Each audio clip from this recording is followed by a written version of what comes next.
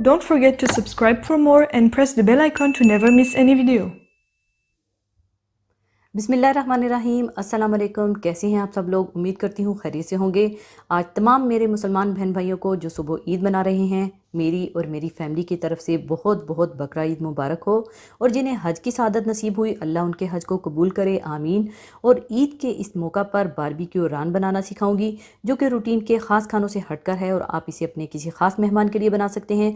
तो इसे बनाने के लिए मैं ले रही हूँ 1 अदद बकरे का शोल्डर या दस्ती। आप चाहें बकरे की रान या दस्ती जो भी आप लेना चाहें ले लीजिएगा।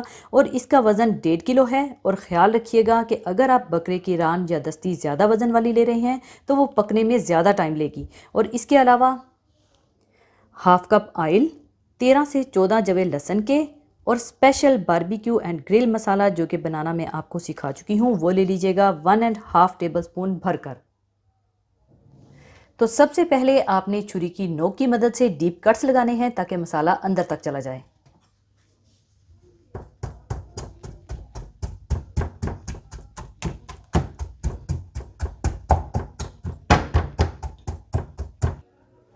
अच्छी तरह दोनों तरफ से डीप कट्स लगाने के बाद इसके जोड़ों पर भी कट लगा लीजिएगा।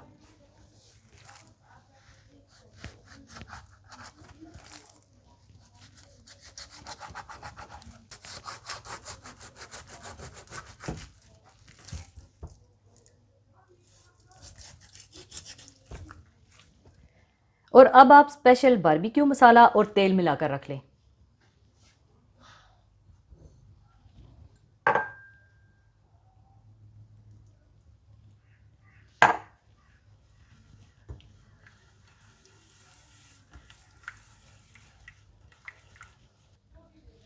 इसके बाद आपने ये मसाला बकरे की रान या दस्ती पर अच्छी तरह से लगा देना है।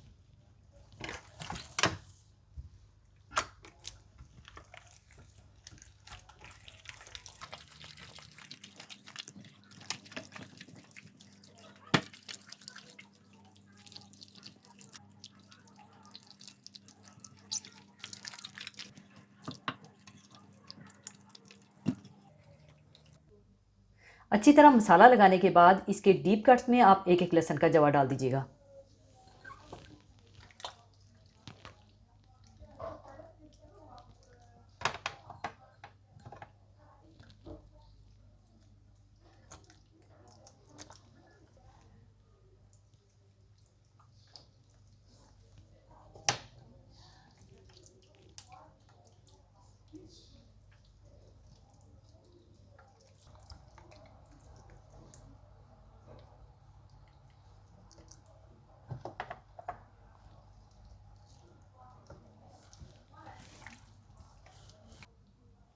अच्छी तरह से मसाला लगाकर और लहसुन के जवे डालकर आपने इसे कम से कम 2 से 3 घंटे के लिए या ओवरनाइट के लिए इसे रेस्ट दे देना है ताकि मसाला अच्छा सा अंदर तक चला जाए।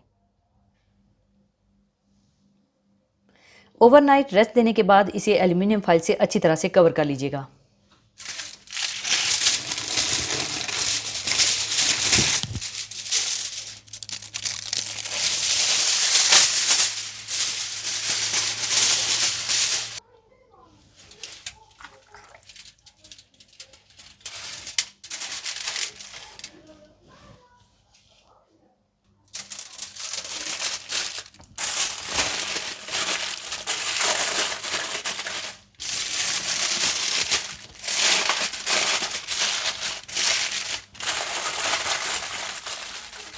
और अब आपने इसे कम से कम 1 घंटे के लिए हल्की आंच पर ग्रिल पर पकाना है, यानी आधा घंटा एक साइड से और आधा घंटा दूसरी साइड से पकाना है।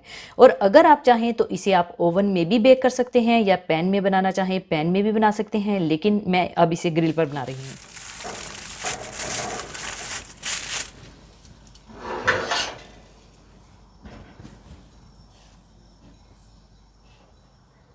आधे घंटे के बाद इसकी साइड पलट दीजिएगा।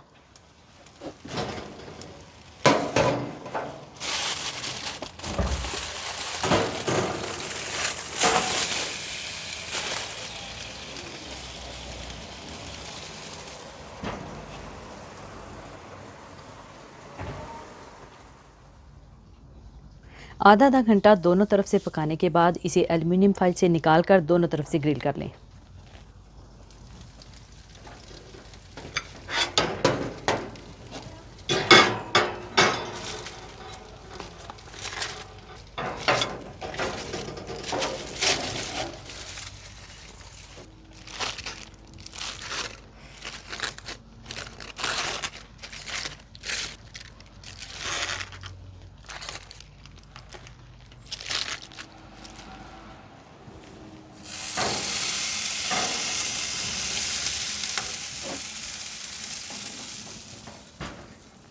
बारबेक्यू मटन रान तैयार हो चुकी है और अब इसे मैं निकाल लूँगी।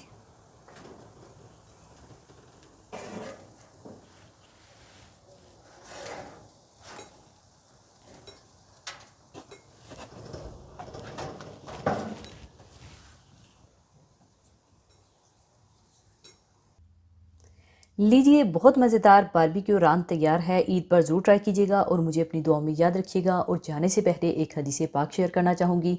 हदीस पाक इस तरह से है।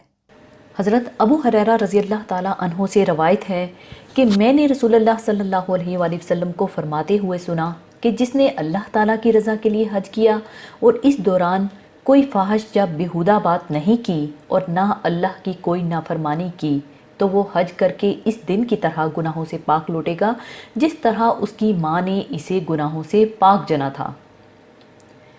इस हदीस मुबारका में सरकार दो आलम सल्लल्लाहु अलैहि वसल्लम ने उम्मत को हज की बहुत बड़ी फजीलत और नहायत अहम खुशखबरी दी है कि जिसने अल्लाह ताला की रज़ा के लिए हज किया, यानी इसका मकसद सिर्फ़ अल्लाह ताला की रज़ा खुशनुदी और सिर्फ़ उसके हुक्म की बजा आवरी के लिए हो, दिखाने सुनाने का जज्बा और गर्ज़ो मकसद पेश नज़र ना हो, और साथ में चंद बातों से जिसकी तरफ आप सल्लल्लाहु अलैहि वसल्लम ने इशारा फरमाया है, इससे बचा रहा तो गुनाहों से ऐसा ही पाको साफ़ होकर हज से वापस आता है जैसा कि गुनाहों से पाको साफ़ माँ के पेट से पैदा हुआ था।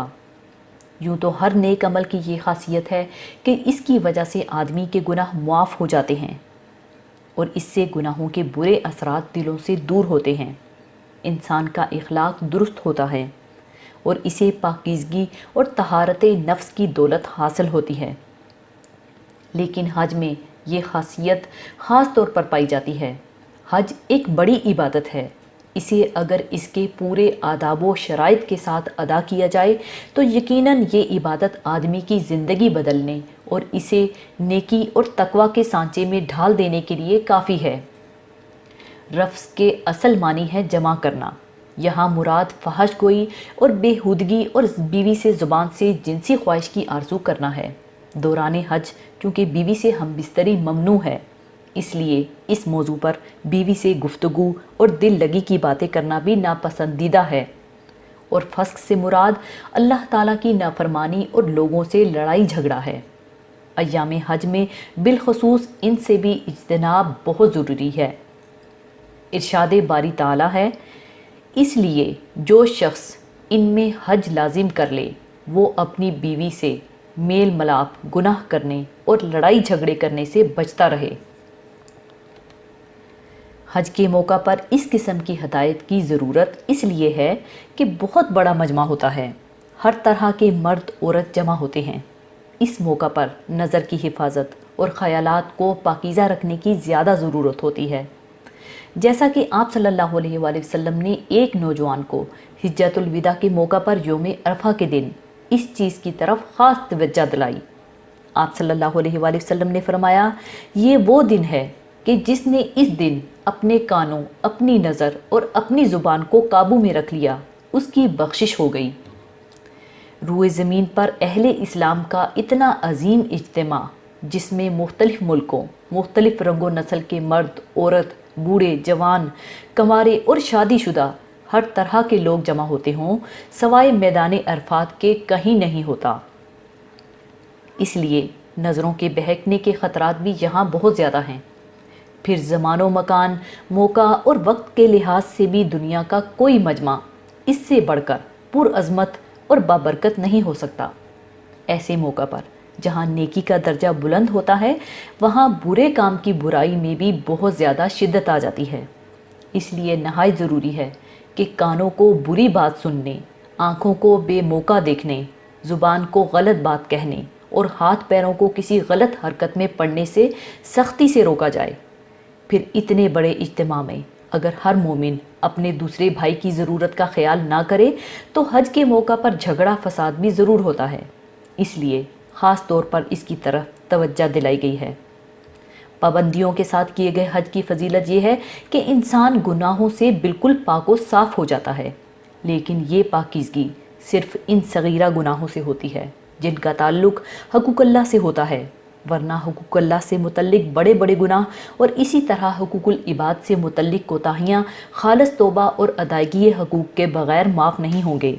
अल्लाह ताला हम सब को इन कोताहियों से बचने की तौफीक अता फ़रमाए, आमीन। और हम सब पर राज़ी रहे, आमीन। इसी के साथ मैं आपसे इजाज़त चाहूँगी। अपना बहुत ख्याल रखिएगा, दुआओं में याद रखिएगा। अल्लाह हाफ़िज़।